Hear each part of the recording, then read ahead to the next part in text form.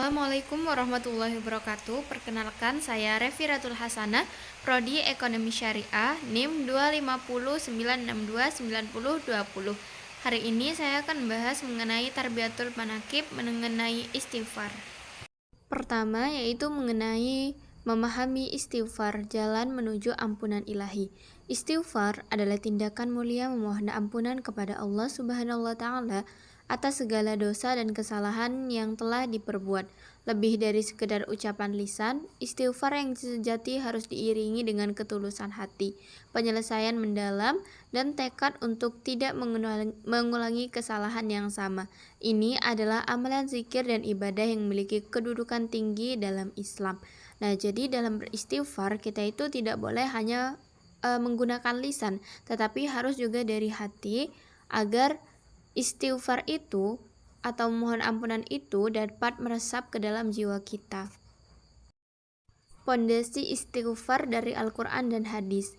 Yang pertama yaitu perintah ilahi. Istighfar merupakan perintah langsung dari Allah Subhanahu wa taala yang termasuk dalam banyak ayat Al-Quran dan hadis yang sahih Nabi Muhammad SAW. Yang kedua, teladan Rasulullah.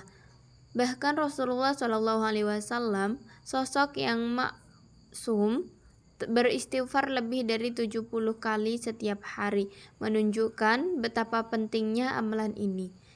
Yang ketiga yaitu redaksi yang fleksibel. Keindahan istighfar terletak pada keluasannya. Ia dapat dibaca dengan berbagai redaksi, tidak terbatas pada satu lafaz tertentu selama maknanya adalah memohon ampunan. Istighfar untuk kehidupan dunia dan akhirat. Istighfar tidak hanya bermanfaat bagi diri sendiri, tapi juga ditujukan kepada orang lain, baik yang masih hidup maupun yang telah berpulang ke rahmatullah. Dalil yang kuat yaitu doa dan istighfar Nabi Muhammad SAW untuk keluarga, sahabat, dan seluruh umatnya menjadi landasan praktik ini. Konsensus utama pada ulama sepakat bahwa pahala istighfar dapat dihadiahkan kepada orang yang lain menjadi bentuk kebaikan yang terus mengalir.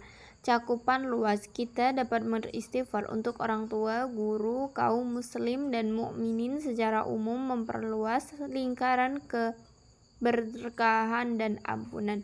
Nah, jadi istighfar itu tidak hanya diperuntukkan untuk kita, tapi bisa kita sedekahkan kepada orang lain, baik orang itu yang sudah tiada ataupun yang masih hidup. Nah, lalu bagaimana jika orang yang akan kita hadiahi istighfar itu termasuk orang kafir? Nah, itu tidak bisa, karena salah satu kunci dari pintu surga itu harus beriman. Jadi orang kafir itu tidak bisa menerima istighfar dari kaum muslimin. Peredam murka ilahi. Keutamaan istighfar. Istighfar adalah perisai terkuat yang meredam murka Allah, menengah azab turun selama masih ada hambanya yang beristighfar dan bertaubat.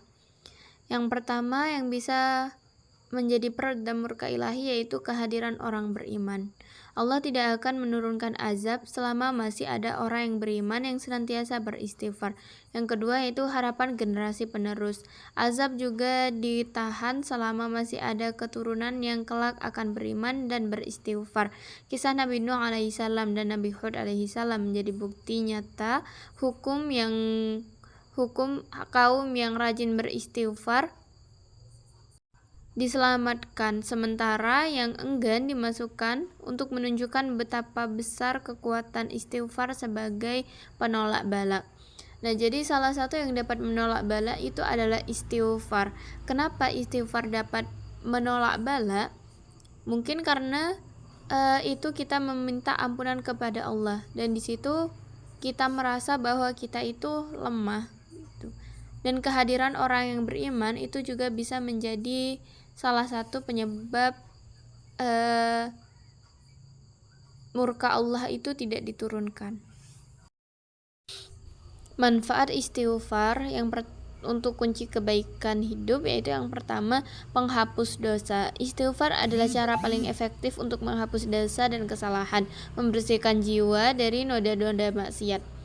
jalan keluar kesulitan. Dengan istighfar, Allah akan membukakan jalan keluar dari segala kesempitan dan kesulitan hidup.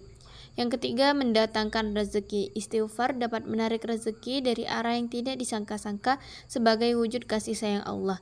Yang terakhir yaitu ketenangan hati. Mengamalkan istighfar secara rutin akan menenangkan hati, menjauhkan dari kegelisahan dan mendekatkan diri kepada Allah Subhanahu wa taala. Istighfar dalam kitab I'anatul Ikhwan. Kitab I'anatul Ikhwan menguraikan lebih lanjut tentang praktik istighfar, menegaskan bahwa bacaannya boleh ditujukan untuk diri sendiri maupun orang lain. Redaksi istighfar yang terkandung di dalamnya adalah sah dan boleh diamalkan. Poin terpenting dalam beristighfar adalah keikhlasan, niat tulus hanya karena Allah.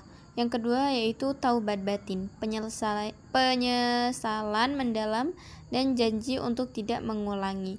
Kemudian yang ketiga itu khauf dan roja, kombinasi rasa takut atau akan dosa dan harapan akan ampunan dari Allah Subhanahu wa taala. Keseimbangan khauf dan roja dalam istighfar. Istighfar mengajarkan kita untuk menjaga keseimbangan spiritual dan fundamental antara khauf atau rasa takut dan roja atau harapan. Keduanya adalah sayap yang memungkinkan seorang hamba terbang menuju Allah. Khauf atau rasa takut akan konsekuensi dosa-dosa yang telah dilakukan serta takut akan murka dan azab Allah. Ini mendorong kita untuk bertaubat dan memperbaiki diri. Sedangkan roja atau harapan akan ampunan, rahmat dan kasih sayang Allah yang Maha Luas, ia memotivasi kita untuk terus beribadah dan tidak berputus asa dari rahmat-Nya. Menjaga kedua perasaan ini tetap seimbang sangat penting. Terlalu banyak khauf dapat menyebabkan keputusasaan, sementara terlalu banyak roja dapat menumbuhkan kelalaian.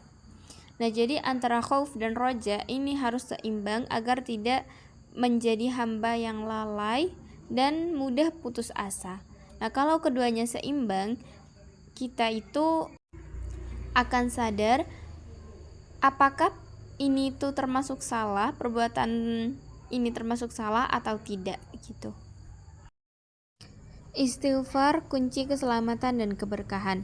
Istighfar adalah amalan ringan yang membawa keutamaan sangat besar.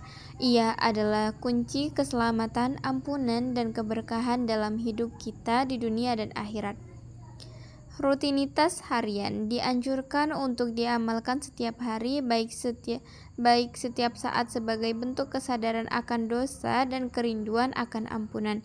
Yang kedua, setelah sholat, merutinkan istighfar setelah sholat fardu akan menyempurnakan ibadah dan menghapus kekurangan. Yang ketiga yaitu dalam majelis dzikir.